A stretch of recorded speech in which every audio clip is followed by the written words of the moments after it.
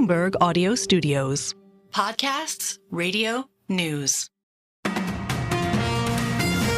Good morning, I'm Nathan Hager. And I'm Karen Moscow. Here are the stories we're following today. Karen, we're seeing big moves in the French stock market this morning following the first round of France's parliamentary election. The country's main stock index, the CAC, is up about 1.4%, while the euro is stronger against the dollar at 1.0768. Although Marine Le Pen's far-right party won and secured more than 33% of the vote, there is speculation that Le Pen will struggle to win an outright majority in French elections. That is easing investor concerns that the region's second-largest economy was headed for a more radical policy shift. Marine Le Pen emphasized the importance of the election's high turnout. The French people have placed the National Rally and its allies in the lead and virtually wiped out the Macronist bloc. First of all, as a political leader, I welcome such a high turnout, which gives particular force to tonight's results. The National Rally's Marine Le Pen spoke there through an interpreter. The left-wing New Popular Front got 28% of the vote, while French President Emmanuel Macron's centrist coalition received just under 21%. Well, Nathan, the UK election is only 3 days away. Labour leader Keir Starmer has told Bloomberg that global investors back him to create growth in the UK. And Starmer spoke to Bloomberg's Ellen Milligan. Growth is the number one mission. I'm confident that we can get growth. We have already, as you would expect, been talking to global investors for 2 years or more and been very clear with them and they with us as to what are the conditions that will enable them to invest. At the moment, many are saying we've got the money to invest, but we're not investing because of the chaos, the chopping and the changing, the difference of prime ministers and chancellors. That's why stability is so important. Now, Keir Starmer's opponent, Prime Minister Rishi Sunak, says he can still win the election in spite of polls suggesting a mammoth gap in popularity to Labour. The Conservative leader warned the opposition party would cause irreversible damage in just 100 days of coming to power.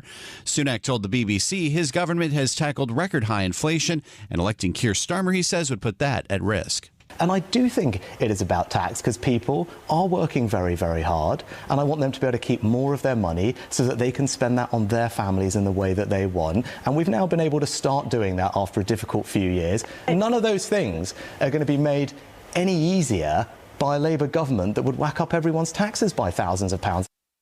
Rishi Sunak and the Conservatives have claimed Labour would raise taxes for all Britons despite pledges to the contrary. Well, turning now to U.S. politics, Nathan, President Biden's disastrous debate performance last week has him under growing pressure to drop out of the race. But the Biden campaign is going on attack mode, and some of his closest supporters are standing behind him. Congressman Jim Clyburn admits that the president had a bad debate night, but he chalks it up to over-preparation. I have not talked to the president since Friday, and if he asks my opinion, I will give it, as I always do. And that is very clearly, he should stay in this race. And Congressman Clyburn is credited with helping turn the president's 2020 campaign around. He spoke on CNN's State of the Union. A CBS News poll taken after the debate shows just 27% think the president has the mental and cognitive health to serve another 4 years. Maryland Governor Wes Moore reacted on CBS's Face the Nation. I get it, the arguments about age and the complications of 81, but the number 81 is an important number, but so is watching historically low unemployment rates, and I do not think that people should lose sight of that. And Maryland Governor Wes Moore on CBS's Face the Nation. The show can be heard Sundays on Bloomberg Radio. But after the president's difficult performance, another Maryland Democrat, Congressman Jamie Raskin, said serious conversations are happening about whether Biden should be their nominee. Well, elsewhere in Washington, Karen, the Supreme Court is set to issue the final opinions of its term today, and that includes the question of presidential immunity. Bloomberg's Amy Morris reports from Washington. The justices will rule on whether former President Donald Trump is immune from criminal prosecution in the election interference case against him. It's about 2 months after hearing those arguments.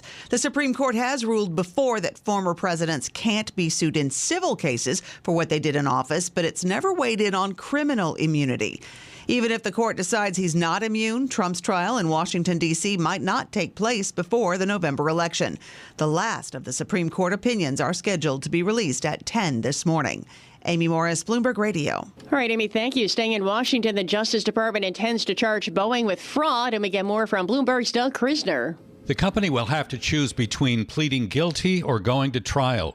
We're told Boeing will have until the end of the week to decide. The company will also have to pay a fine and have a corporate monitor.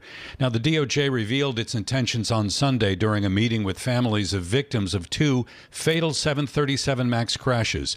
The DOJ has said Boeing violated an agreement struck in the last days of the Trump administration. It allowed the company to avoid prosecution if it met certain conditions.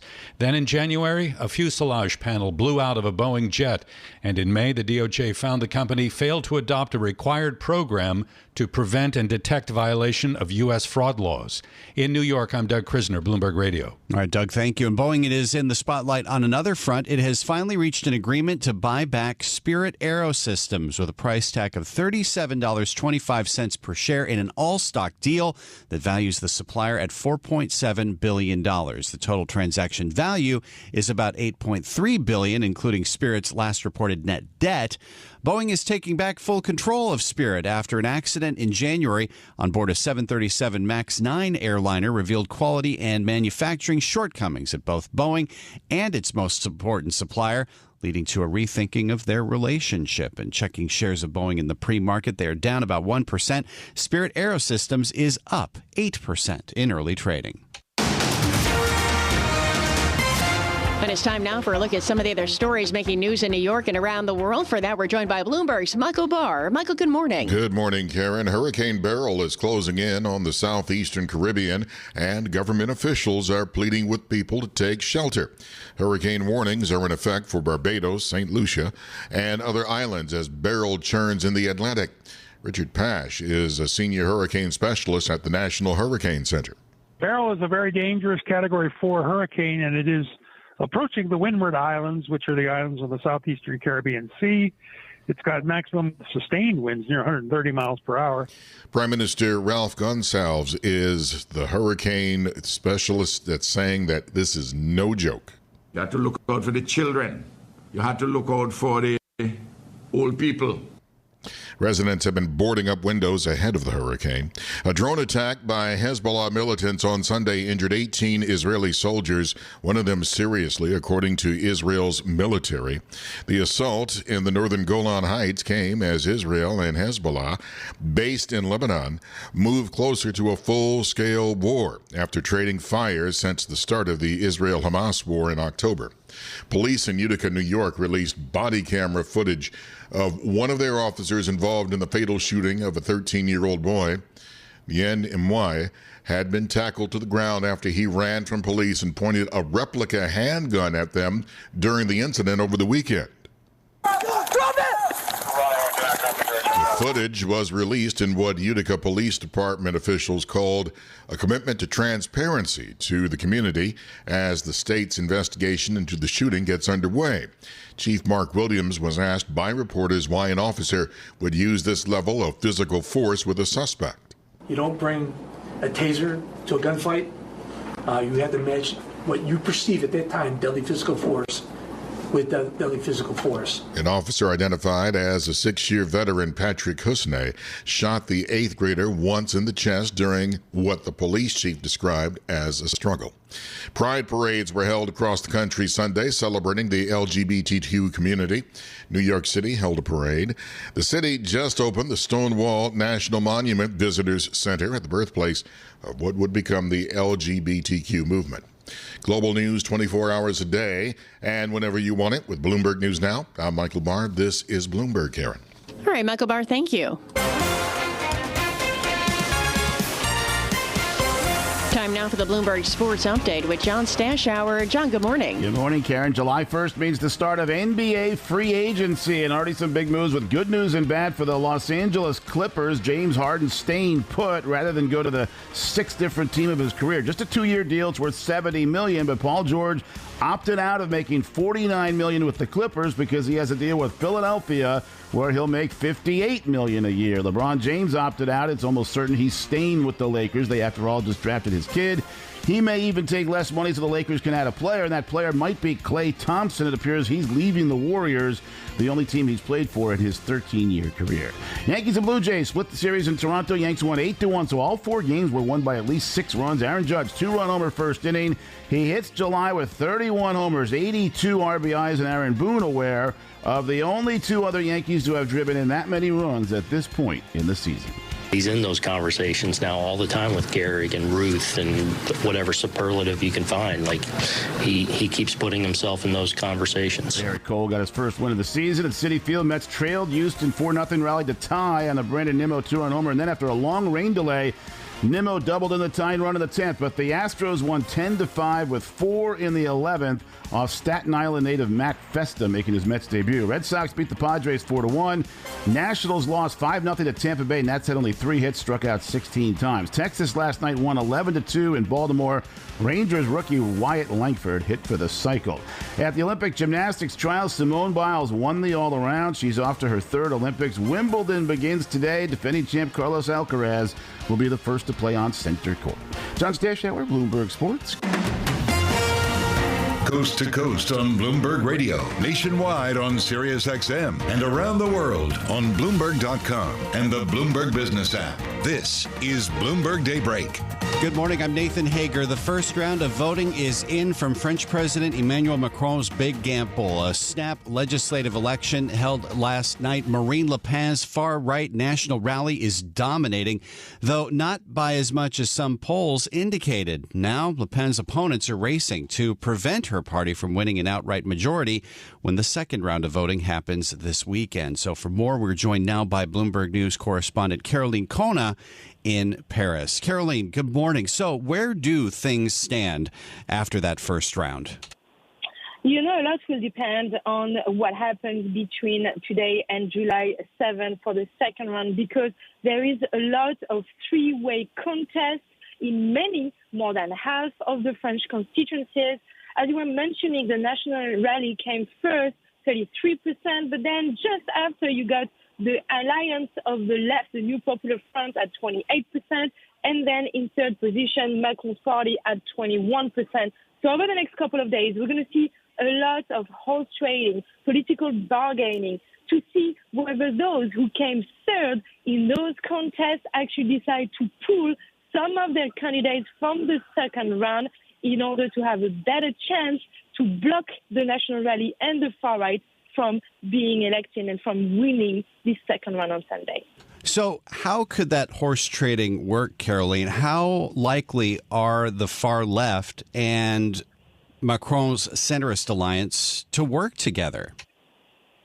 So the far left, led by Jean-Luc Mélenchon, actually urged last night, straight after the results, all of those from the left wing who came third to withdraw their candidates in order to block the far right, prevent Marine Le Pen and her prime minister, future prime minister, if they get the majority, Jordan Bardella, from winning on Sunday. However, in Macron's camp and in the moderate Republicans' camp, it's a little more difficult because a lot of the moderate left wing actually have a hard time to vote for the far left. So it could be difficult for them to actually withdraw in all those constituencies.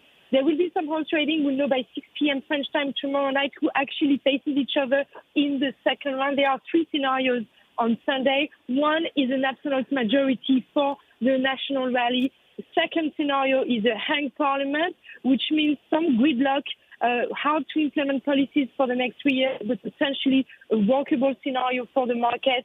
And the last scenario is actually that this alliance of the left wing implodes, the far left gets sidelined, and then Macron manages to form somehow a new fragile technocratic majority with the moderates from both sides. Well, we've been mentioning the reaction in the market. We're seeing the CAC in Paris on the rise and the euro strengthening. So perhaps some hope within the market that some of the more extreme outcomes might not work out. But depending on how things shake out over the next several days, Caroline, what could be the longer term impact when it comes to debt in France, when it comes to the deficit? Yeah, I mean, clearly there is relief in the short term, but we could still see some volatility because markets are still worried about the long-term impact of a national rally victory. So technically the market is reassured because the scenario of a far left in power is not a very remote scenario. But even if the national rally of Marine Le Pen has watered down its program a lot, they only have, for example, one very costly measure, which is to cut the sales taxes on energy. It isn't clear, however, when they're going to implement their costliest measures, such as increasing salaries by 10%, by lowering social contributions from employers, or perhaps lowering the retirement age from 64 to 62, or even 60 years old in some cases for those who started working before the age of 20. All these are longer-term measures. Jordan Bardella has made those conditional to an audit of public finances if he becomes prime minister. But in any case, it is not the best timing when you see that French debt is at 110% of GDP deficit, already exceeded target at 5.5% of GDP last year, and already France is under an excessive deficit procedure by the EU. This is Bloomberg Daybreak Today, your morning brief on the stories making news from Wall Street to Washington and beyond. Look for us on your podcast feed at 6 a.m. Eastern each morning on Apple, Spotify, and anywhere else you get your podcasts. You can also listen live each morning starting at 5 a.m. Wall Street time on Bloomberg 1130 in New York, Bloomberg 99.1 in Washington, Bloomberg 106.1 in Boston, and Bloomberg 960 in San Francisco. Our flagship New York station is also available on your Amazon Alexa devices. Just say, Alexa, play Bloomberg 1130. Plus, listen coast to coast on the Bloomberg Business app, SiriusXM, the iHeartRadio app, and on Bloomberg.com. I'm Nathan Hager. And I'm Karen Moscow. Join us again tomorrow morning for all the news you need to start your day right here on Bloomberg Daybreak.